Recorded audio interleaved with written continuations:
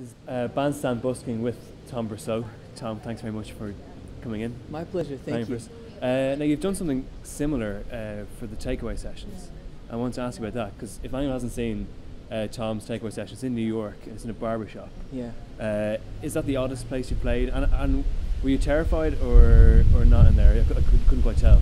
Was it the oddest place I've played? Yeah. I don't think so.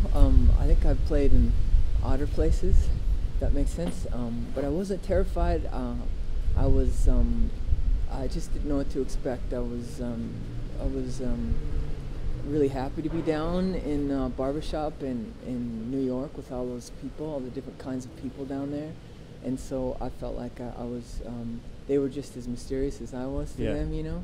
And the owner was the only other person besides the crew who worked on the film, and also Mary Jones, who knew who I was. And the owner thought I was a relative of Dwight Yoakam. He's this country singer in America. Yeah, of course. That's quite nice. Which I don't get it, but that's fine. But it was a lot of fun, you know. Because it's like kind of fish out of water, I guess. Yeah. And I wondered, you're based in LA. Yeah. Is it a similar thing from? I mean, how different is LA to Grand Forks, where you're from? I'm sure it's vast. Yeah, Los Angeles. Yeah. Every place I've gone is different from the next. London's different from Brighton.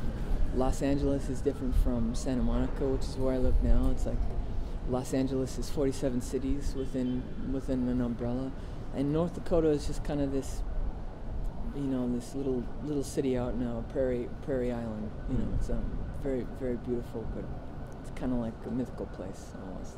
And how have you found Europe? Because you've done a fairly extensive couple of weeks across Europe. How did that go for you? Good. We've been over here several times in the last few years, so I feel like we're getting to know it very well. It's become familiar. I feel like we even see the same faces, same people working in the same coffee shops. News, yeah. So it feels more like home. Yeah, it does. And I'm always curious. I'm listening to your stuff. It's sort of fiercely traditional kind of folk music. I was always curious, what's in Tom Brosseau's record collection? My record collection is all stuff from the 1930s and 40s, specifically the Ink Spots. That was pretty big where I grew up. We listened to the Ink Spots.